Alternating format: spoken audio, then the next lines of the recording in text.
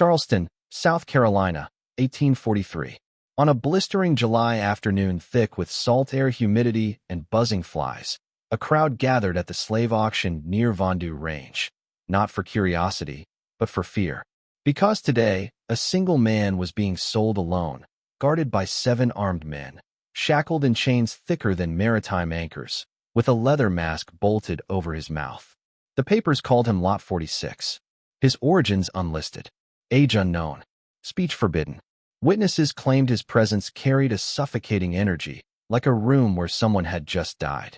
Birds avoided perching along the rafters above him. Children cried without cause. Pregnant women fainted. The auctioneer never announced his skills, his health, or his value. He announced only this: the plantation accepting this man must sign a release that the city of Charleston is not liable for what he may become. A silence swept over the crowd, not offended, but terrified. What could a single enslaved man do to justify such fear from armed officials and church elders standing in solemn attendance? The bid went to a wealthy rice plantation owner named Reverend Silas Thorne, a minister with deep ties to a secretive seminary outside the city, the House of the Returning Light. When the gavel struck, Lot 46 turned his masked face toward the crowd, still, calm, yet his eyes radiated something ancient, stunning, and hollow, as if the soul behind them was older than the body he lived inside. Rumors circulated quickly. Some said Lot 46 survived injuries that should have killed any man, including a bullet to the heart. Others claimed he never spoke but communicated by staring, long, unbroken, until the person felt sick, exposed, or seen in ways that should not be possible. An elderly woman, once enslaved on the same transport, allegedly whispered that she had seen his face before, not his body, but his eyes, decades earlier in Barbados, during the burning of a plantation estate where every living soul turned to ash except one. A dock worker swore Lot 46 arrived without chains, yet by the time officials opened the cargo hold, every other enslaved person had clawed their own throats, silent, eyes open, as though they watched something unspeakable approach. Newspapers covered none of it. Churches did, privately, whispering about a curse carried across oceans, a vessel shaped like a man, a language no living preacher could translate. Parents warned their children not to wander the marshlands at night, not because of gators, but because they feared a face with eyes like memory, without mercy. The House of the Returning Light denied accusations of occult studies, even though its founder had once been excommunicated for theological trespassing. Lot 46 was assigned to that very institution, not as a laborer, as a patient, or something worse. The House of the Returning Light sat miles beyond Charleston, isolated by thick moss-draped oak trees and marsh water that swallowed sound. Once a seminary, then an orphanage, then, unofficially, a place for the church to send problems.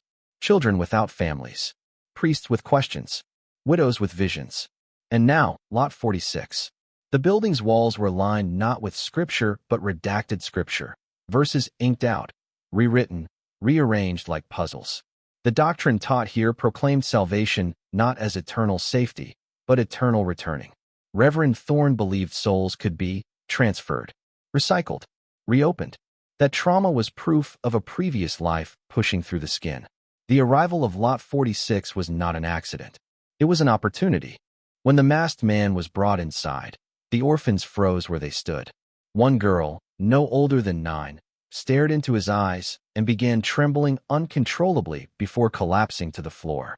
When she regained consciousness, she repeated only one sentence: "I remember the fire."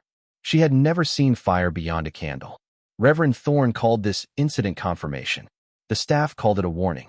The children called him the returning man. 6 days after arrival, Reverend Thorne ordered the removal of Lot 46's leather mask. The guards hesitated, not because of physical threat, but because 4 previous attempts resulted in seizures, vomiting, and one guard claiming he heard voices speaking inside his teeth. Thorne dismissed this as superstition. The removal took place inside the library, the walls lined with journals, diaries, and charred parchment that smelled of smoke, though no fire had touched them in decades. When the mask unbolted and fell to the floor, the silence changed. Not broke, changed, like the sound around them was pulled backward, reversed into some unnatural hush. Lot 46 did not scream, did not speak. He simply exhaled, slowly, a breath carrying the scent of ash and ocean storms. Thorn asked the first question. Who are you? Lot 46 answered softly, voice ancient yet newly formed. I do not remember the first name given to me. I only remember the last name taken from me. His eyes then lifted, not to Thorn but to the ceiling, as though seeing a floor above them that did not exist. And I remember the fire that would not let me burn. Thorn smiled. The guard stepped back, and for the first time since arriving, Lot 46 closed his eyes, as if darkness was safer than light. That night the first death occurred.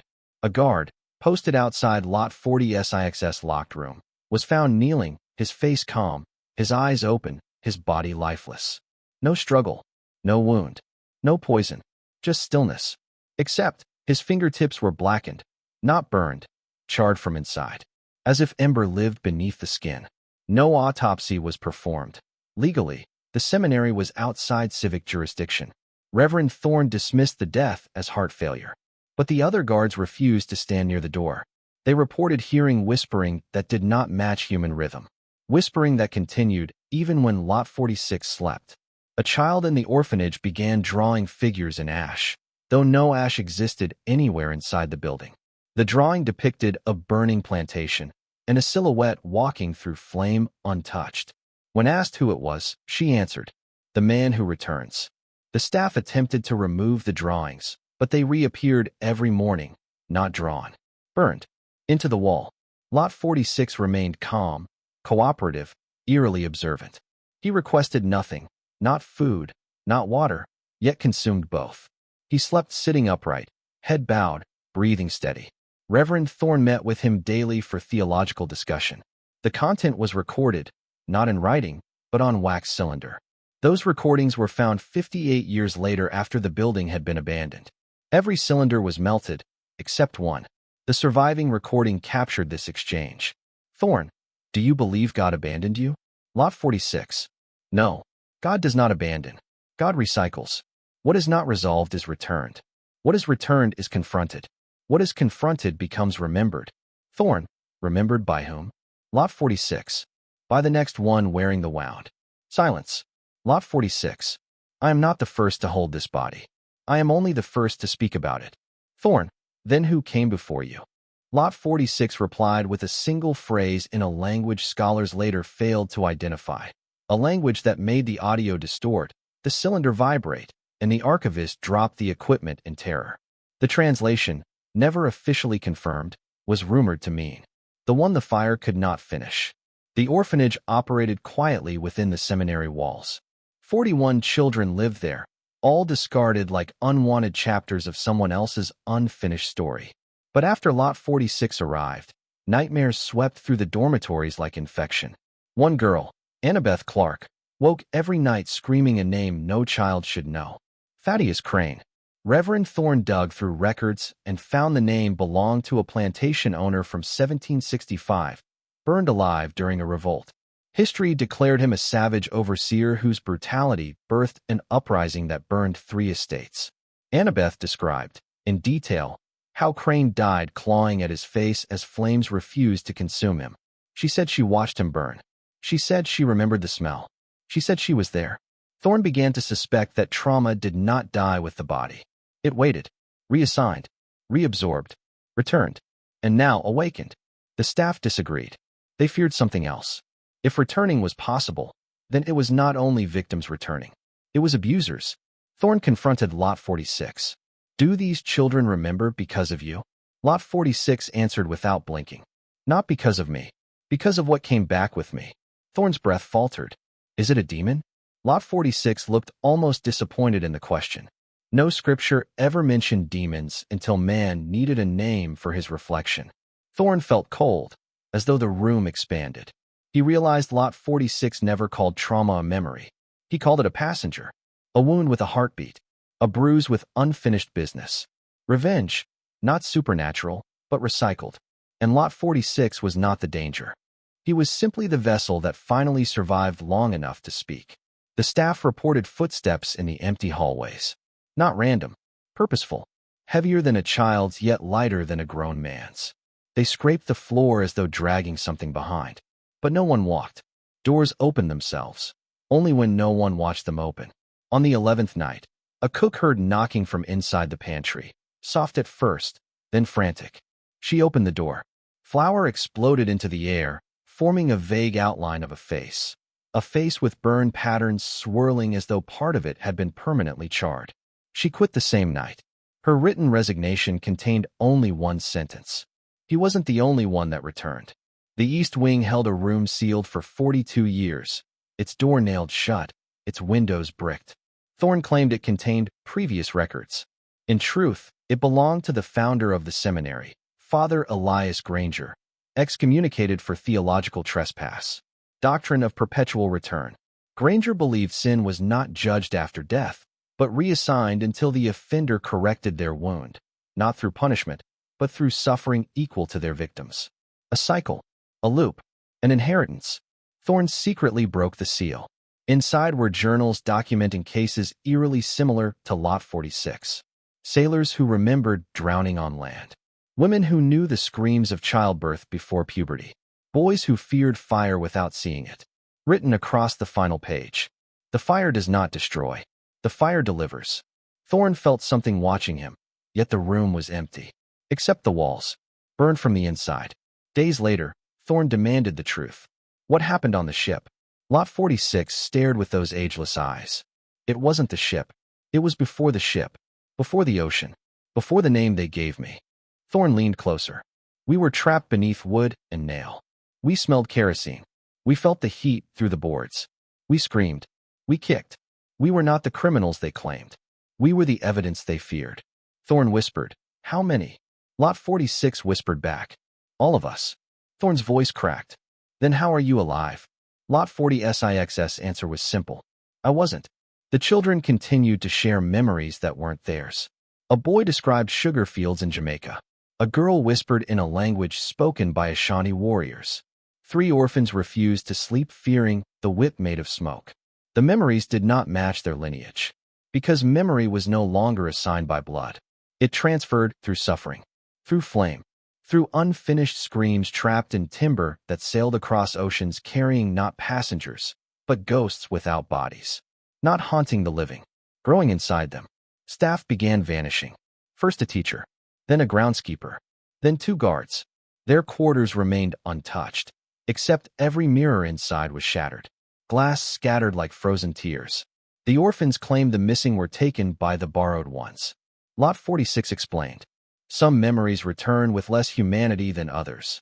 Thorne finally understood. Lot 46 wasn't the only return. He was simply the first one self-aware. The others returned in pieces, returned hungry, returned unfinished, returned angry. The city church board, alerted by disappearances, sent 3 bishops to shut down the seminary. They arrived with legal orders and armed escorts. Thorne was stripped of authority. Lot 46 was to be transported to Columbia under lock and muzzle.